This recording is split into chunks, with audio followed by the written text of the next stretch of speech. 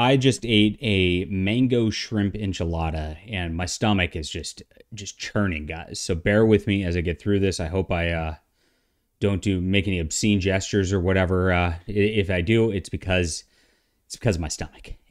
I'm in a lot of pain right now. And I also had a latte on top of it, so I added that like coffee acid on top of the enchilada with a ton of cheese. Not good. Not good. Speaking of not good, Star Trek, you like that transition? The 400th issue. I picked this up because I, of course, am a big Star Trek fan, as you guys know, and I realized I have almost every Star Trek comic ever up until about 2019 or so via my Eagle Moss Star Trek collection. And so I was like, oh, you know what? These are going to be ones that don't get collected probably into a trade paperback or whatever. So I'll grab this single issue. Now, this is, I guess, the 400th issue IDW's made. They've had a ton of different series over the years. Picard, Discovery, the original series, the 2009 reboot version of the original series, Next Generation stuff. And so I guess at this point when they totaled up in a spreadsheet all the issues they made 400. That's a lot, but they've had about 20 years to do so. So this came out last year and has a cover price of $7.99 because it's a much bigger than a standard size issue.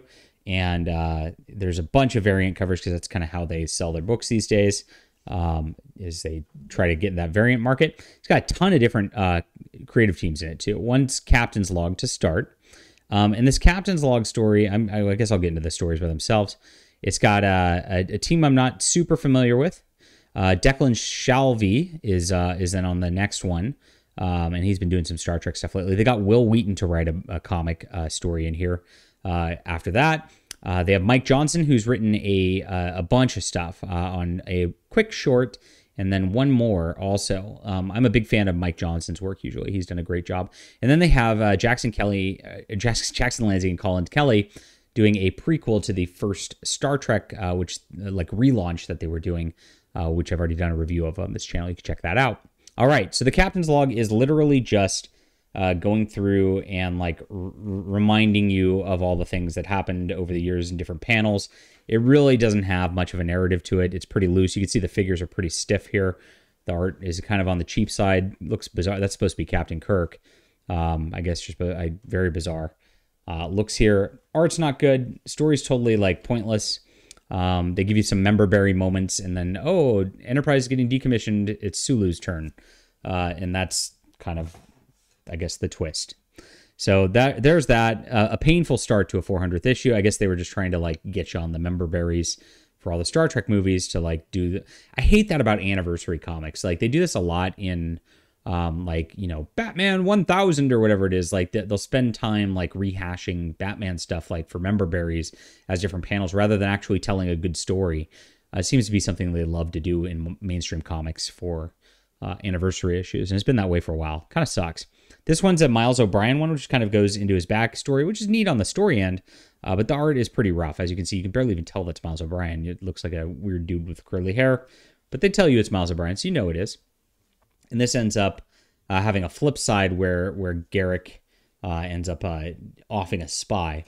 So decent story on this one, but the art was a little tough on this as well. So not a great start for your 400th issue.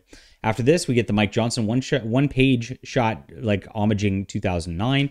And then we get into Will Wheaton. And if you want to look at Will Wheaton here, my God, this dude just like put pen down to paper and just like covered up everything in comics. It's 100% talking heads here between like old Picard and like Wesley, who's come back from the Traveler to like explain something to him.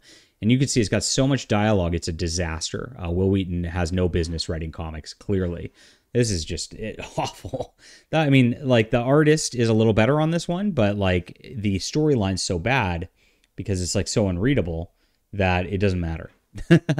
Then Mike Johnson does like a cutesy little deal. This is like for Discovery, and they've got the girl with the weird side shaved head doing a deal on here, which I'm like, meh. And they do like a cutesy chibi style for this, which is whatever. And then it gets into the kind of the relaunch preview. Really good art on this. Actually, this is the best story in the whole book too. And it just kind of sets things as a stage from that guy from that one episode who becomes a god. Oh, gosh, I always forget his name, Mitchell. And I'm bad with names. Art's good. It's a nice little setup. I kind of know where it goes. So I was like, oh yeah, I remember reading the story for this. Then you got a bunch of pinups and stuff in the back. And there's an essay by Rich Handley, who was the editor on the IDW collection, going, wow, 400 issues. What an accomplishment. And that's it. So that's the book. And it's really rough all the way around. Like there's a couple stories are okay, worth reading. A lot of pinups, like taking up space, like a little much for $7.99. It's an oversized issue, but it's not that oversized in the story content to where it really justifies it too. So I call this like a 5 out of 10 with my baseline being 7. So bummer for a 400th issue. And that is that. Leave a comment down below with what you think about this. Was this better than the enchilada I just put into my stomach? Let me know. Hit that like and subscribe button. We'll be back soon.